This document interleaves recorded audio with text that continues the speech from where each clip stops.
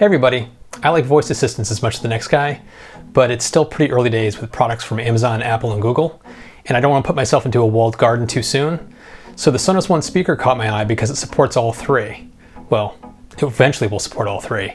But for the past 6 months, I've been living with not just one, not just two, but three of these things.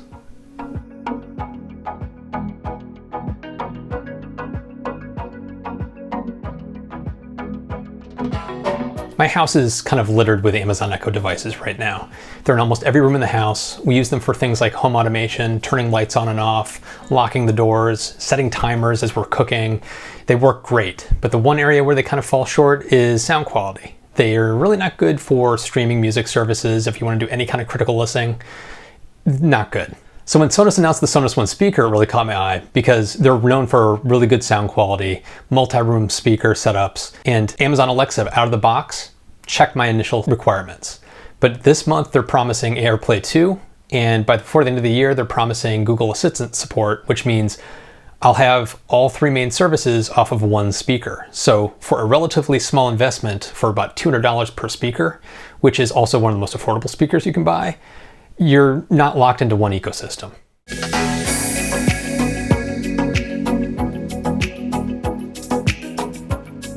So setting up the Sonos One is a pretty straightforward affair. I mean, you take it out of the box, you plug it into an outlet, you load the Sonos app on your phone, and you just follow the on-screen instructions. And this is something where Sonos has had a decade of experience doing this, so they've really refined the setup process inside the application. And it is brain dead simple. I would feel very comfortable giving my parents this and having them set it up on their own. It's really, really straightforward. However, where things kind of start to fall a little bit is the handshake between the Sonos app and the Amazon app. This is where things could potentially go wrong on you because you finish setting up the Sonos speaker itself, then it kicks you over to the Amazon app, which has you log into your Amazon account, give it permission for Sonos to use it, links the two, and then it's supposed to kick you back to the Sonos app. In one of the setup processes, when I first set this up, it didn't kick me back to the Sonos app. And when I went back to the Sonos app, it didn't properly authenticate between the two, so I had to go through the process a second time.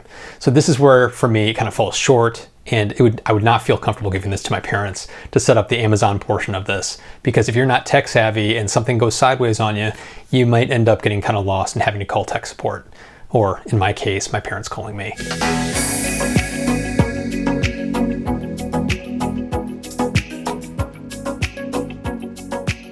So to get the best sound quality from your Sonos speaker, you need to run through what they call True Play inside the Sonos app.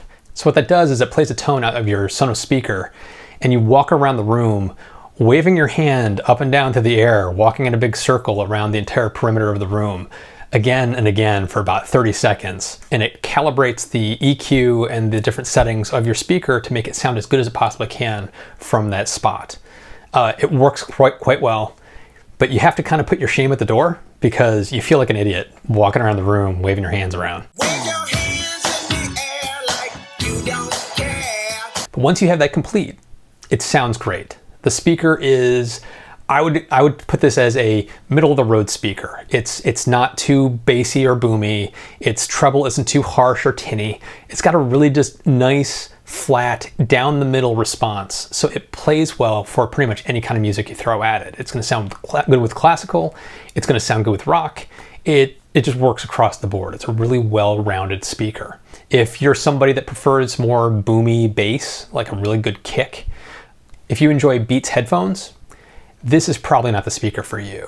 If that's what you prefer, I would probably direct you more towards the Google Home Max, which has a reputation for being very bass heavy and a really kind of like room-filling sound.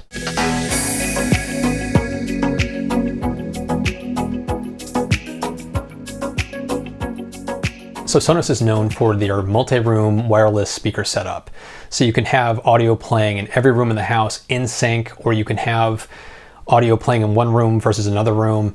It allows you to configure your audio any way you want, and it works phenomenal. The one thing that's kind of put me off Sonos for a long time is that you have to use the Sonos app to control what audio you want to hear. So if the types of audio you want to listen to are not supported within the Sonos app, you're just out of luck. That's where the Sonos One speaker comes in for me, and it's opening up the boundaries a bit, because it's not only going to support Amazon Alexa and Google Assistant, it's going to support AirPlay 2 this month.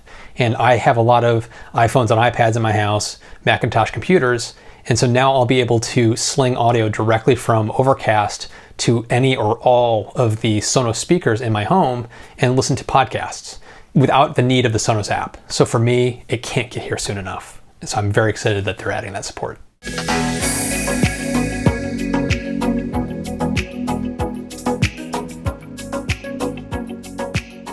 Amazon Alexa. So, where to start? My wife and I, we have a love-hate relationship with Alexa. She's a fickle one.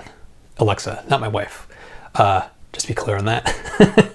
Depending on what you ask, if you don't phrase it the right way, she'll get confused or not respond at all. The other thing that she does is, in a whole home setup like I've got here, you have Echo devices in different rooms. And the way it works in a whole home setup is when you speak, whichever speaker hears you the loudest is the one that will respond to you. But sound kind of can be tricky based on the way it reverberates and reflects off of different surfaces and walls.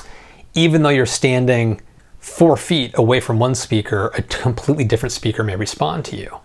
And while that may not sound like a big deal, the issue is each device acts as its own thing.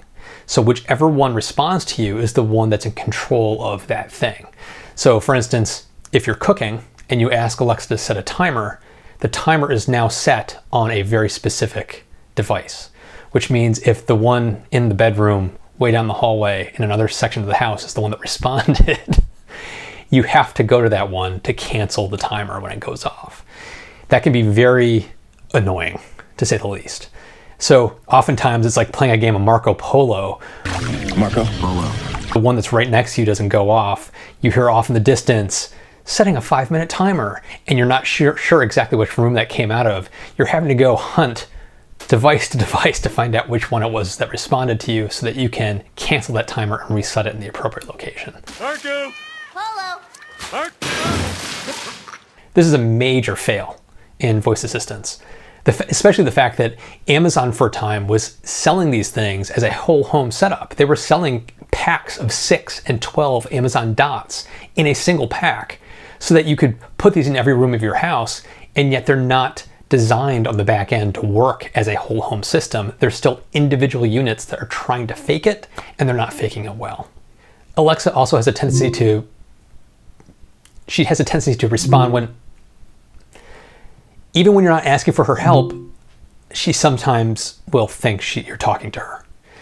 So that's another place where Amazon is problematic.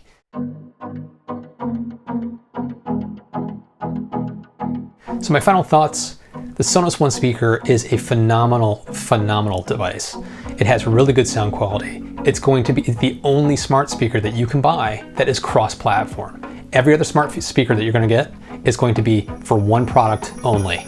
So if you're looking for something that's going to allow you to experiment with different services, this is the one to get. Beyond that, it's also the most affordable one that you can get right now. They're all very expensive speakers. The Sonos One, $200, and sometimes you'll find them on sale for $169, $179. So it's not only the most affordable, it's the only cross-platform one. So if you're looking to dip your toe into the smart speaker pool, you can't go wrong with the Sonos One speaker. I highly recommend it. So thanks for watching, everybody. If you liked what you saw, please hit the little thumbs up down below, hit the subscribe button, hit the little notification so you know when I put a new video up. It's gonna help me grow my channel. I'm right at the beginning. I'm trying to start this thing out to see how it goes. And also, if you use any Google devices or Amazon devices, any kind of smart speakers, make a comment down below. I'd love to know what you use, what you think. Do you have a Sonos One? What do you think about it? Let's get the comments going. So thanks again for watching. I'll see you in the next one.